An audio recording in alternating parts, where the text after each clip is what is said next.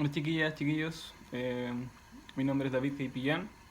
La profe Vanessa me invitó a hacer algunos comentarios sobre un libro que escribí y es acerca de, en general, lo que es la poesía o los escritos, o qué me motiva a escribir, y compartir con ustedes algunos de los textos que tengo en este libro, que se llama Bancarrota, que recientemente publiqué en formato físico. Lo había publicado en formato digital hace como más o menos un año. Y nada, para hablarles un poco de mí, bueno, yo soy de Punta Arenas, ¿cierto? Estudié en la básica, en la Bernardo Higgins, la de D17 que se conocía antes. Después pasé al liceo experimental y después fui a la universidad a estudiar pedagogía en historia. Después de salir de ahí, bueno, trabajé a veces de profe, a veces de otras cosas. Y ahora estoy en otra cosa en realidad. Eh, Y uno de los trabajos en los que estuve fue en Servicio País, que es uno de los que más destaco por las experiencias que tuve ahí.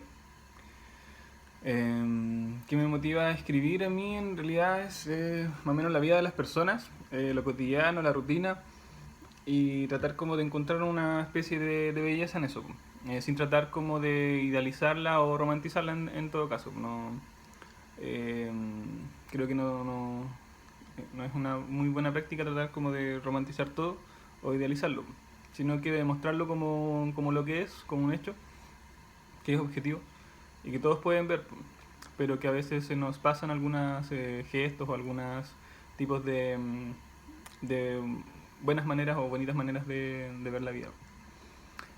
También creo que otra de las cosas que me motiva es que yo creo que las cosas que uno escribe, si bien las escribe uno o las escribe otra persona, ¿cierto? O pueden escribir las otras personas, eh, son cosas que eh, tratan de reflejar un colectivo o un universal o un general que trata ¿cómo se llama?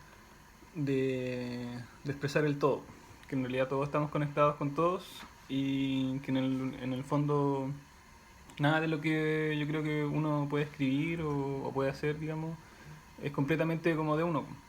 Esa es como más o menos la idea. Eh, Como pueden ver acá en el libro, el seudónimo que yo elegí es Imre Sirán. La verdad es que Imre es un nombre en húngaro que yo cuando lo escuché, y lo escuché en una clase, me acuerdo, en línea, pensé que significaba otra cosa, po. O sea, así lo entendí yo, po. Pero no significaba lo que yo creía, que era compañero. Significaba Imre es como un nombre común en Hungría, que es como el sinónimo de Américo. En el fondo, yo elegí el seudónimo pensando que era compañero, me equivoqué, pero igual lo dejé porque en el fondo sonaba bien. Y Sirán es porque a mí me dicen nariz, y Sirán al revés es nariz, pero con S. Como es un seudónimo, lo escribo con S. Esa es más o menos la explicación del porqué del nombre. Eh, la profe Vanessa me dijo que leyera algunos textos. Ella escogió algunos y yo también. En total son tres. Y el primero sería Revuelta. En realidad la idea es como explicar un poco lo que ustedes están viendo también en clases, que es el hablante lírico, el motivo lírico, el objeto y eso, esas dos cositas. Y explicar un poco sobre lo que trata. Así que le voy a leer el primero, que es Revuelta. Que la gente se consuma como el fuego, se disperse como el agua, se empuje como el viento, sobre el valle de ilusiones, sobre los... Me equivoqué. De nuevo. Que la gente se consuma como el fuego, se disperse como el agua, se empuje como el viento, sobre la tierra de ilusiones, sobre los valles de esperanza. Caigan en cuenta, se vean a sí mismos, y en ellos los demás. Que la gente se vuelva máquina y actúe coordinada cual engranaje de vidas, repetidas, en ciclos subdesarrollados, en espacios de riqueza, en vía a la posibilidad. En los tiempos de pobreza, de resistencia, y no se olviden de la alegría en subsistencia. Que la gente se desprofesionalice, se desburocratice, se despatriarcalice, que la gente se expanda, se llenen sus corazones, abracen a los soberbios, para que sientan el cariño por vez primera, se quiebre la incertidumbre, que la gente se humanice, se vuelva razonable, emocional, compasiva, que la gente llore, luche, gane, pierda, luche, que la gente vuelva a luchar. Eh, el escrito en general habla como de una revuelta quizás como más interna pero colectiva, ¿cierto?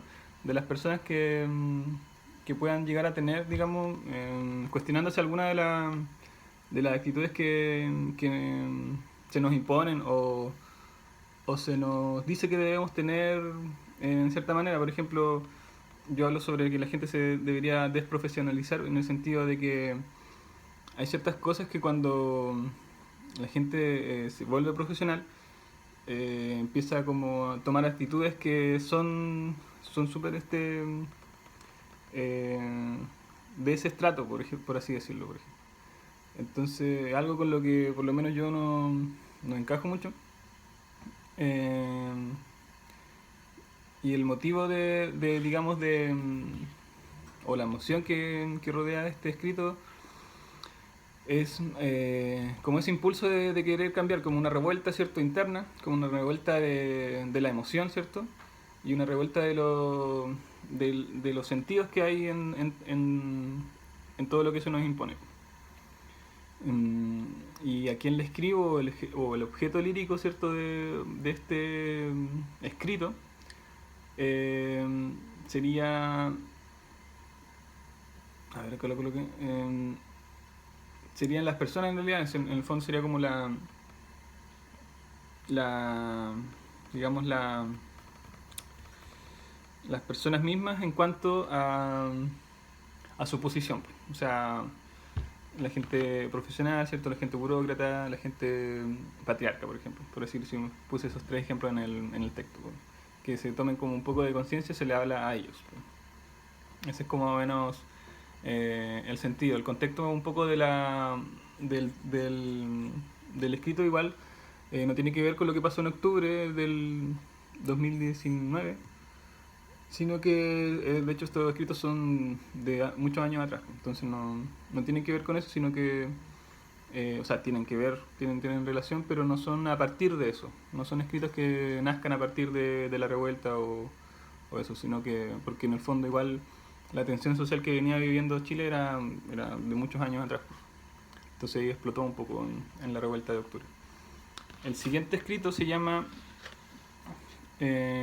Vidas mínimas y dice así: de sonrisas inquietas sobreviviendo al capital, regalando la fuerza que le debería de aniquilar. Tumbemos los cantos de guerra, música de ambiente y festival, con la rutina magra de la cocina, manos rotas y un puñal. Escondamos los quehaceres bajo un manto de sangre y soledad. Nos esperan las rutinas, con más sangre y más soledad. De cercanas poesías, palabras simples y caricias, la realidad nos golpea entre tanta terquedad. La familia, la escuela, el trabajo, la iglesia, la cárcel, las cadenas. El rechinar de dientes se opaca, entre tanta música barata, entre tanta propaganda sorpresiva, entre tanta tierra endurecida, entre tantos corazones abatidos. El tiempo se convirtió en enemigo, y los relojes no se detienen. Las vidas mínimas corren peligro, entre tanta comodidad que la rabia la contiene.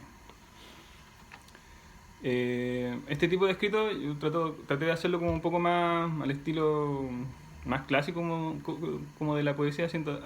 Hacer como un poco rimas, A, B, A, B, y tratar de romperlo un poco en el medio. Generalmente cuando yo escribo de corrido y después voy analizando o comparando o modificando algunas partes. Acá lo que yo quiero expresar es como un poco la nostalgia o la tristeza, como una tristeza más o menos profunda, eh, de la rutina, ¿cierto? De las vidas mínimas que así se llaman, o sea, así se les dice, a partir de un libro también que se llama Vidas mínimas de José Santos González Vera, que es un cuento donde se describe como la vida en un conventillo en Santiago. Los conventillos son estos cités que le dicen ahora, donde son como varias casitas con un patio interior y vive mucha gente, mucha gente. Así como cuando la gente empezó a migrar del campo a la ciudad en principios del siglo XX, 1900, empezó a llegar a esos lados y vivían muy hacinados. Entonces el cuento trata sobre eso, es como una descripción sobre esa vida. y hay una historia también detrás. Esa es como la emoción, como una nostalgia profunda. Y el objeto aquí, el objeto lírico acá yo le hablo a eso, pues a la rutina. Yo le hablo a la rutina de las vidas de las personas, pues. De estas vidas que son como pequeñísimas, que muchas veces son invisibilizadas o pasan por alto a, no sé, pues, al espectador o al ojo de la televisión, por ejemplo, que solo nos muestra una pequeña parte de, de los sectores de la vida, que en el fondo son las clases más acomodadas o medias altas. Eh, el siguiente escrito se llama Escrito 1. Dice así: escribiré hasta que salgan las cosas, escribiré hasta que broten las emociones, escribiré hasta que sacie mis lamentos, escribiré hasta que las pasiones se calmen. Escribir para que la razón sea razonable, escribir para que los miedos se vayan, escribir para que la alegría vuelva, escribir para que la nostalgia no se pierda. Escribe para ti, escribe para otros, escribe para mí, escribe por todos. Escribamos para recordar, escribamos para volver a confiar, escribamos para compartir, escribamos para reunir. Escribo para resistir, escribo para sentir, escribo para mí, escribo para ti. Eh, la emoción acá sería como de empuje, ¿cierto? Como de ganas de hacer cosas, como el hecho en el hecho del escribir. En realidad, si, si uno lo pensara, uno podría colocar cualquier verbo en la parte donde digo escribiré o escribo o escribe, y funcionaría igual. Pues la idea del texto es como ese empuje, ¿cierto? De hacer cosas. Y aquí el le escribo es como apelo a un tú, a un alguien, a un otro, a que, digamos, intente como hacer algo que le apasione y lo haga de esa manera. Escribir sirve para un montón de cosas en realidad, y el contexto de esto es como un resumen de lo que yo venía haciendo, porque yo igual escribía de hace mucho tiempo, pero nunca había publicado nada y nunca había ordenado todo lo que había escrito. Entonces, escribir sirve tanto como para descargarse, ¿cierto? Como para soltarse, como para expresarse de alguna manera. Y todas esas cosas, yo creo, todo lo que nos sirva o todo lo que nos suma a nosotros como desarrollo personal, ¿cierto? Como autoafirmación, eh, hay que hacerlo. O sea, todo lo que nos sirva, todo lo que nos sume a nosotros como personas, deberíamos como hacerlo, pues, al contrario de cosas que no nos suman o cosas que nos restan en su momento, porque acá no hay cosas como blanco y negro, sino que todo tiene su matiz. Por ejemplo, la rutina en algunas partes es bien oscura, ¿cierto? Pero en otras partes también hay una belleza, porque la rutina tiene distintos aspectos. No es una cosa buena o mala, pues no se trata de eso, pues se trata como de tratar de ver todos los aspectos de una misma cosa. Tiene distintos, digamos, matices, ¿cierto? Y tiene distintos lados. Eh, voy a leer un último que se llama Bancarrota, que es el nombre del libro el cual le estoy leyendo. A ver, ¿dónde estaba esto?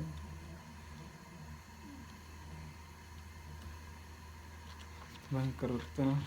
Bancarrota. No lo encuentro.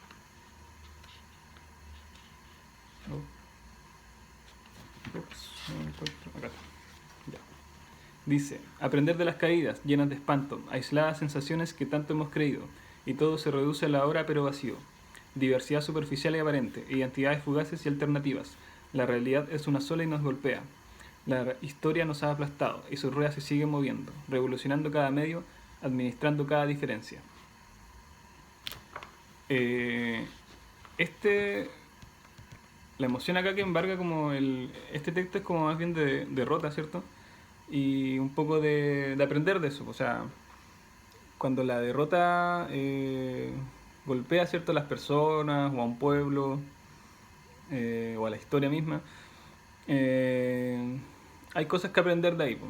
pero pero no hay que olvidar que eso es solamente un momento. O sea, la derrota es no podemos sacar más cosas de lo que es nomás. O sea, no podemos hacer, digamos, como eh, no podemos hacer nuestra vida a partir de la deuda. Tenemos que en algún momento escribir como se dice la historia, po, que es como que escribir la victoria. Y el objeto le escribo yo creo al momento presente que vivimos, bueno, que vivimos en ese tiempo también, que es como la bancarrota de un poco de la humanidad, por así decirlo, hay tanta como hay tantas cosas sucediendo ahora en el mundo, tantas identidades, tantas maneras de ser, eh, y que en el fondo se nos permite ser de muchas, muchas maneras, pero la realidad es una sola. O sea, la realidad es la que tenemos y mientras no, digamos, no afectemos esa realidad, podemos ser de la manera que queramos, por ejemplo. Entonces por eso digo que la historia nos ha aplastado y su rueda se sigue moviendo. Eh, porque ¿cómo se llama? Las maneras en que se organiza, ¿cierto? Todo esto sigue siendo se ha ido revolucionando cada vez más y se ha ido creando cada vez más diferencia. Por ejemplo, eh, no sé, pues basta ver con los comerciales ahora, la propaganda, en que todo apela a hacer la diversidad, pues. Que está bien, pues, o sea, no es que no digo que esté mal, pero es una diversidad súper controlada y súper manejada desde ahí, pues. Entonces, eh, eso es como lo que trato de expresar pues, en este escrito. Bueno, chiquillos, chiquillas, eso sería todo. Espero no haberlos aburrido con esto. Me despido igual tratando de decirles que, pucha, si pueden escribir, háganlo. O si pueden hacer cualquier otra cosa, digamos, que les motive o que les sume, como les decía, traten de hincarle un poco el diente. Igual, eh, todo esto es práctica y todo esto es casi un hábito. Así que, nada, pues, me despido. Que les vaya súper bien. Saludos.